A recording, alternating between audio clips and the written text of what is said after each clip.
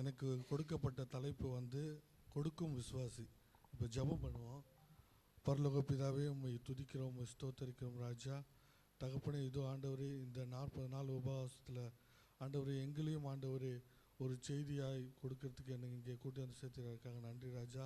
எங்களையும் இதோ வந்திருக்கிற பிள்ளைகளை ஒவ்வொருவரையும் நீ ஆசீர்வதிக்க முடியாது ஜெபிக்கிறேன் ராஜா. உம்முடைய கிருபை, உம்முடைய பிரசன்னம் ஒவ்வொருவோடு இருக்க கிருபை தாருங்க ராஜா. தாழ்த்தி உடைய கரங்களை ஒப்புக்கிற மீப்பர் மூலம் ஜெபம் கேட்குறேன் ஜீவனெல்லாம் நல்லா தகப்பனே, ஆமென். இப்போ எனக்கு தலைப்பு வந்து கொடுக்கும் விசுவாசி. நம்ம எப்படி ஆண்டவருக்கு கொடுக்கணும்னு சொல்லிட்டு சில காரியங்களை நான் சொல்கிறேன். கிறிஸ்துவான வாழ்க்கையில் கொடுப்பது ஒரு கட்டாயம் அல்ல, அது ஒரு ஆசீர்வாதம். தேவன் நமக்கு கொடுத்ததிலிருந்து நாம் அதை பகிரும்போது அவர் மகிமைப்படுகிறார். உதாரணமாக அப்போஸ்தலர் 20:35 எடுத்து வாசிங்களேன். அப்போஸ்தலர் 20:35.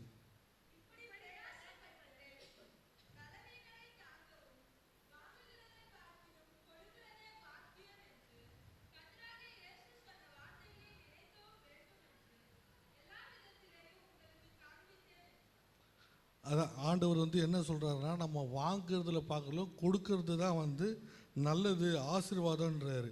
அதுதான் வந்து வாங்குகிறதை பார்க்கலும் கொடுக்கிறதே பாக்கியம் என்று சொல்கிறாரு. அது நம்ம ஏன் விசுவாசிங்க வந்து எதுக்கு கொடுக்க வேணும், அதுக்கு ஒரு உதாரணமாக ஒரு வசனத்தை சொல்கிறேன். யோவான் 3:16 படிங்க.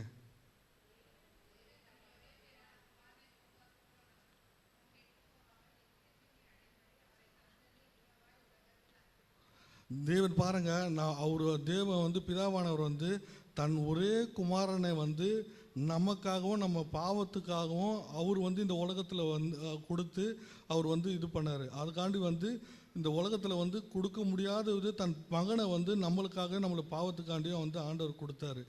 அது அப்படி சப்போஸ் நம்ம வந்து அவருக்கு வந்து நம்ம வந்து கொடுக்கலன்னா அதுக்கு ஒரு உதாரணமாக யாக்கோபு 2:17 எடுத்து வாசிங்களேன்.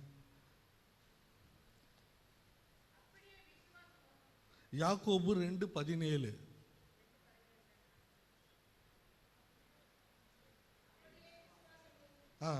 கரெக்ட். பாருங்க, நம்ம கொடுக்காத இருந்ததுன்னா நம்ம வந்து என்னன்னா தண்ணியில் தானே செத்தவனாக இருக்கும்ன்று சொல்கிறார் ஆண்டவர். அதே இது வந்து நம்ம ஆண்டவருக்கு வந்து கொடுத்தா நம்ம எப்படி ஆசீர்வதிக்கப்படுவோம்னு சொன்ன பார்த்தீங்கன்னா 2 கொரிந்தியர் 9:7 பாருங்களேன். அவன் விசனமாயும் அல்ல கட்டாயமாயும் அல்ல, தன் மனதில் நியமித்தபடியே கொடுக்க கடவான். உற்சாகமாய் கொடுக்கிற விடத்தில் தேவன் பிரியமாய் இருக்கிறார் என்று சொல்கிறாரு. நம்ம வந்து ஆண்டவருக்கு வந்து உற்சாகமாக கொடுத்தா அவர் நம்ம இடத்துல வந்து ரொம்ப பிரியமாக இருக்கிறாரு என்று ஆண்டவர் சொல்கிறாரு. எப்படி நம்ம வந்து கொடுக்க வேணும் அப்படின்றது பார்த்தீங்கன்னா, மனமாற கொடுக்க வேண்டும், அழுத்தத்தால் அல்ல, அன்பால் கொடுக்க வேண்டும், ரகசியமாக கொடுக்க வேண்டும். அதில் மத்தேயு 6:3 படிங்களேன். மத்தேயு 6:3.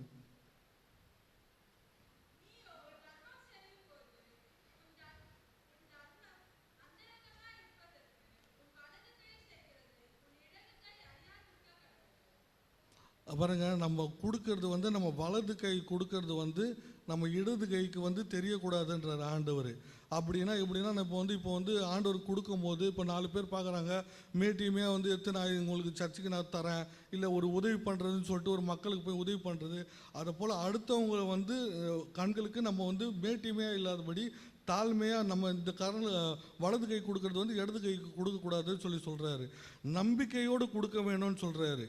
அதே போல் வந்து விசுவாசத்தோடு கொடுக்க வேண்டும்னு சொல்கிறாரு. விசுவாசம்னா தேவன் நம்ம வந்து திரும்ப அந்த பணத்தை வந்து நம்மளுக்கு கொடுப்பாரு. இல்லை எந்த பொருளோ பணமோ பொருளோ ஏதோ ஒன்று நம்ம ஆண்டவருக்கு கொடுக்கறத வந்து அதை வந்து திரும்ப நம்மளுக்கு கொடுப்பாருன்ற விசுவாசத்தோடு கொடுத்தா அது வந்து நம்மளுக்கு வந்து ஆசீர்வாதமாக இருக்கும். அது பைபிள்லேருந்து ஒரு விசுவாசி பற்றி பார்க்கலாம்.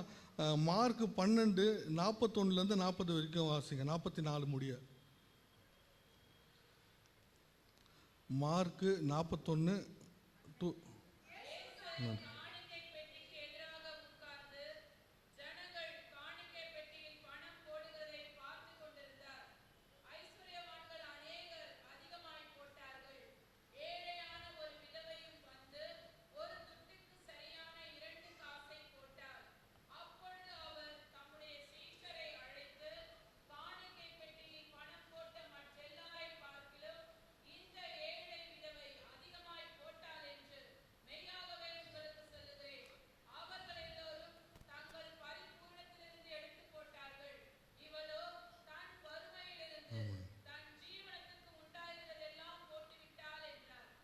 பாருங்க, அந்த விதவை வந்து தன் ஜீவனுக்கு அதுதான் அந்த காசு தான் இருக்குதான், அதையும் வந்து ஆண்டவருக்காண்டி கொடுத்ததுனால அவங்கள அந்த ஐஸ்வர்யவானில் பார்க்கலையும் அவங்க தான் வந்து அவங்க வந்து என்னென்னா அவள் குறைவிலிருந்து முழு இருதயத்துடனே கொடுத்தாள் என்று சொல்கிறார் ஆண்டவர்.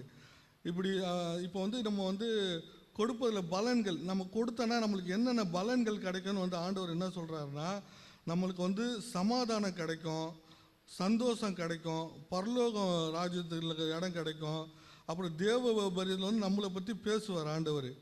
இதை போல் வந்து கொடுக்கறதுல வந்து நம்ம வந்து ஆண்டவருக்கு உண்மையாக இருக்கணும். அதில் வந்து கொடுக்கறது வெறும் பணம் ஒண்டி கொடுத்தா வண்டி நம்மளுக்கு வந்து அது ஏற்றுக்கப்பட பார்த்தாது. நம்ம வந்து என்னென்ன கொடுக்கணும்னா ஆண்டவருக்கு வந்து நம்மளுடைய நேரத்தை கொடுக்கணும், அப்புறம் வந்து நம்மளுடைய திறமை, நம்மளுக்கு என்ன தாளந்து இருக்குதோ அதை ஆண்டவருக்கு பயன்படுத்த அந்த அந்த திறமையை கொடுக்கணும். அப்புறம் வந்து பிறருக்கு வந்து அன்பு செலுத்தணும் பிறர் இடத்துல. அதுக்கப்புறம் வந்து மற்றவங்களுக்கு உதவி செய்யணும், எல்லாவற்றையும் பார்க்கணும், பகிரணும். இப்போ ஒரு 100 ரூபா வந்து யாருன்னா நம்ம கையில் வந்து கேட்டாங்கன்னா அது இல்லாதவங்களுக்கு கொடுக்கணும், பகிரணுன்றார் ஆண்டவர். இப்போ வந்து நம்மளே வந்து ஒரு கேள்வி நம்ம கேட்டுக்கலாம், நம்ம பெறுகிறவர்களாக இருக்கிறோமா அல்லது கொடுக்குறவனாக இருக்கிறோமான்னு சொல்லி நீங்களே உங்களுக்கு கேள்வி கேட்டுக்கங்க. அது நம்மளுக்கே தெரியும் நம்ம எப்படி வந்து ஆண்டவருக்கு கொடுக்கறதுல வந்து உத்தமமாக இருக்கிறோமா இல்லை வந்து வாங்கிறதுல தான் வந்து ஆண்டவர்கிட்ட வந்து இப்போ எனக்கு எதனா தேவைன்னா நான் ஜெபம் பண்ணுவேன், ஆண்டவரே எனக்கு வந்து ஒரு கார் வேணும், ஒரு வீடு வேணும், இப்படி தான் நான் வந்து நம்ம வந்து ஜெபம் பண்ணுறோம். ஆனால் வந்து கொடுக்கறதுல பார்த்தீங்கன்னா நம்ம யாருமே அதை போல் வந்து கொடுக்கறதில்ல. இப்போ இந்த லாஸ்ட் வீக்கில் கூட ஆண்கள் ஞாயிறில் வந்து அந்த ஐயா வந்து ஒரு 500 ரூபாவை எடுத்து காணிக்க போகிறதுக்கு வந்து ரொம்ப யோசித்தார். ஆனால் செலவு அவருக்கு 1200 மேலே வந்ததுன்னாரு. அதை போல் வந்து ஆண்டவருக்கு நம்ம கொடுக்கறதுல வந்து உத்தமமாக இருக்கணும். அதே போல் வந்து கலாத்தியர் 6:7 எழுதுங்க. கலாத்தியர் 6:7.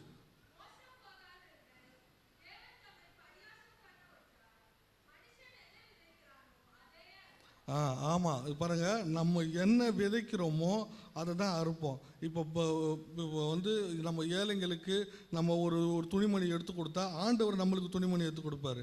அதே போல் வந்து நம்மளுக்கு என்னென்ன நம்மளுக்கு வந்து உதவி செய்கிறோமோ என்ன அறுக்கிறோமோ அதே தான் ஆண்டவர் நம்ம அறுப்போம். நம்ம பாவத்தை செஞ்சோன்னா பாவம் தான் நம்மளுக்கு வந்து சேரும், நம்ம அன்பு செலுத்தினா நம்ம அன்பு வந்து தான் சேரும். இது கடைசியாக ஒரு வசனத்தை சொல்லி முடிக்கிறேன். லூக்கா 6:38 வாசிங்க.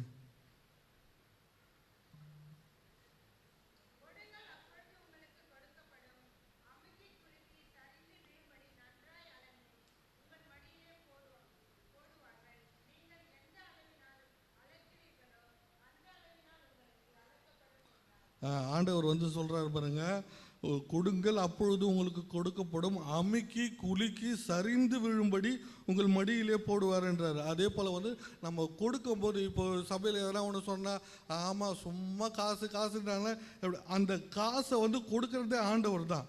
அதை வந்து நம்ம மனசில் வந்து நம்ம ஒரு உதவி பண்ணோன்னா அடுத்ததுக்கு அந்த இதை வந்து நான் உணர்ந்துருக்கிறேன், என் வாழ்க்கையிலே நிறைய ஆண்டவர் செஞ்சுருக்கிறாரு.